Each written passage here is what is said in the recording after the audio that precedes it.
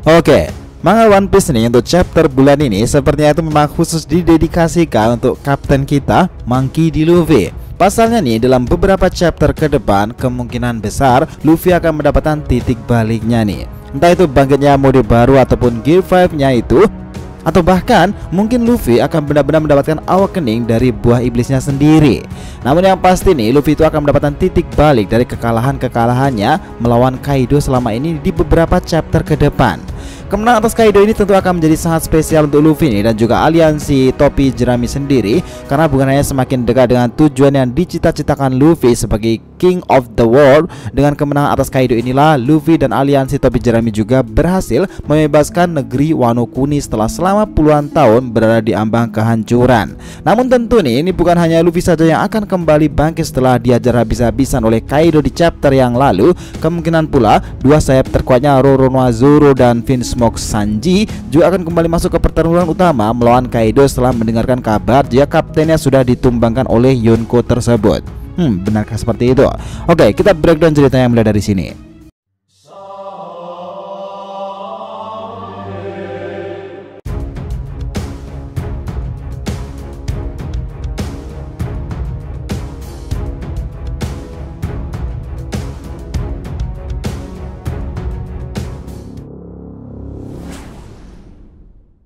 Hai guys, welcome back to the RTV channel. Nah, kali ini kita akan membahas nih mengenai sayap-sayap Luffy dalam menggapai tujuannya sebagai King of the World. Oke, biar nggak salah persepsi silahkan simak sampai akhir ya. Nah oke, Luffy selama ini memang sudah banyak sekali melakukan pertarungan, bahkan memenangkan pertarungan itu sendiri. Namun hanya kemenangan melawan seorang Yonko sajalah dengan gelarnya sebagai orang terkuat di dunia, Yakuju no Kaido ini akan menjadi yang paling spesial tentunya. Karena dengan ini akan membawa Luffy selangkah lebih dekat lagi dengan tujuannya sebagai King of the World. Sebelumnya nih, kita juga sudah diperlihatkan titik balik dari dua sayap terkuat Luffy, Roronoa Zoro yang juga Vinsmoke Sanji, yang berhasil mengalahkan dua orang dengan tangan kanan Kaido sendiri, King dan juga Queen.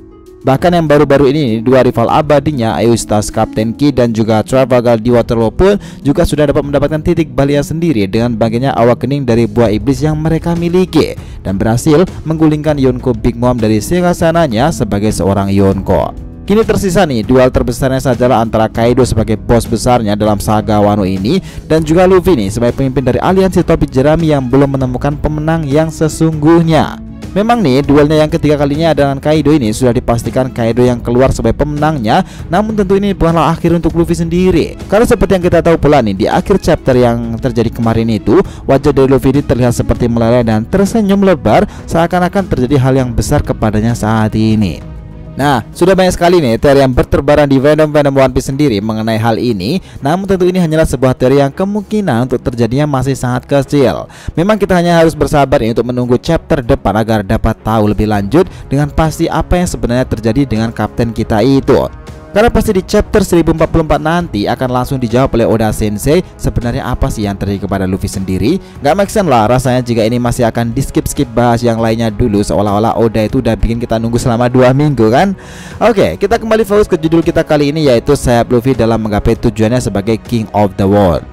Tentunya kalian sudah tahu lah siapa yang admin maksud di sini. Ya, itu adalah dua kocak yang tidak pernah bisa akur, Roronoa Zoro dan juga Vinsmoke Sanji. Dua orang tangan kanan Luffy ini masing-masing sudah berhasil mengalahkan musuh terbesar mereka. Seperti yang kita bilang tadi, di saga Wano Kuni ini berlangsung, Zoro keluar sebagai pemenang dari duelnya melawan King, sedangkan Vinsmoke Sanji menjadi pemenang nih dari duelnya melawan Queen. Sanji dan juga Zoro sekali lagi itu melampaui batasan mereka nih selama pertarungannya dengan dua komandan Kaido itu. Nah, jika kalian sudah melihat nih One Piece volume 102, di cover warna secara resmi nih diperlihatkan warna dari api tendangan terkuat Sanji ini saat mengalahkan Queen, serta aura haki yang menyelimuti pedang Zoro saat dia berhasil membangkitkan Hosoku no Haki level atasnya itu, yang diaplikasikan ke pedang-pedangnya itu ketika bertarung dengan King the Wildfire. Oke, kita bahas satu persatu nih. Mulai dari Sanji dulu yang diperlihatkan di cover warna volume 102. Terungkap jika warna dari api di tendangan terkuatnya itu memiliki warna perpaduan dari biru dan juga putih dengan pancaran seperti petir yang menyelimutinya. Tidak heran nih jika Sanji itu bisa mengalahkan seorang Queen dengan apinya ini. Pasalnya api Sanji ini ternyata telah berevolusi ke level yang jauh lebih tinggi lagi dari api yang biasanya Sanji keluarkan. Selain kemampuan regenerasi, meningkatnya kekerasan tubuh alias exoskeletonnya kini juga terungkap jika api Sanji telah berevolusi ke level yang lebih tinggi lagi.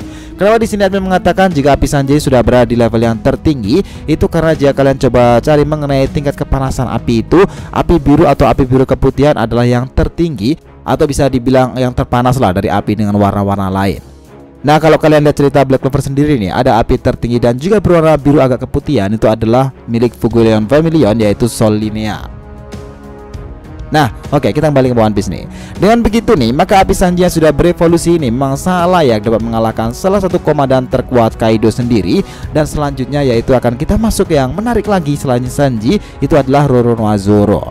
Masih di cover yang sama pula nih, One Piece volume 102 juga diperlihatkan warna dari aura yang menyelimuti pedang Zoro itu memiliki warna hijau muda, di mana warna ini sangat khas dan identik dengan yang dinamakan kematian. Dunia kematian maksudnya, ataupun neraka dari berbagai versi penggambaran neraka di anime itu. Ini akan relate nih sekali dengan gelar yang coba Zoro raih dan sematkan pada dirinya sendiri, itu adalah The King of Hell alias Raja Neraka. Nah, dengan kemampuan yang berhasil dia bangkitkan atau Housoku Haki level tinggi itu yang diaplikasikan untuk menyelimuti pedang-pedangnya sendiri, Roronoa Zoro nih berhasil mengalahkan King the Wildfire sendiri dan mensejajarkan namanya dalam daftar orang-orang yang memiliki Housoku Haki, seperti Kapten Monkey D. Luffy sendiri dan juga Raja Bajak Laut di masa lalu, Goldie Roger. Nah, lewat kemenangan mereka nih atas dua komandan terkuat Kaido ini membuktikan jika kekuatan mereka itu sudah jauh berkembang dari yang sebelumnya. Meskipun saat ini mereka berdua itu masih terkapar karena luka-luka yang diterima dari pertarungan sebelumnya, namun jika mereka mendengar bagaimana situasinya saat ini di mana Kaido berkuar-kuar sudah mengalahkan kapten mereka nih dan tengah mengamuk di panggung utama Onigashima, sudah sangat pasti itu akan menyulut kemarahan dan juga semangat bertarung Sanji dan Zoro bangkit kembali lagi dan siap bertarung melawan Hyokujo no Kaido. Nah, ini akan sangat menarik sih pastinya jika Sanji dan juga Zoro itu bersatu melawan Kaido untuk mengulur waktu agar sang kapten dapat memulihkan tenaganya dan kembali bertarung bersama mereka.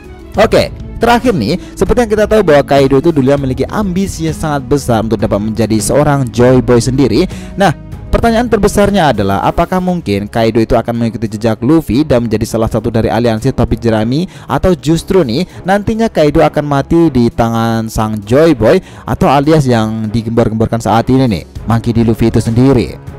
Nah, pasalnya nih, Eiichiro Oda sendiri tuh pernah mengatakan kepada penonton akan sangat kecewa jika Luffy menang melawan Kaido hanya karena tinju dari Luffy yang kuat saja. Itu akan kurang make sense lah. Ini menarik sih, seperti yang sama-sama kita tahu lah, tidak akan ada yang bisa menebak jalan cerita One Piece sendiri garapan Oda Sensei itu. Pasalnya dia selalu memberikan jalan cerita yang di luar dugaan kita sih sepertinya.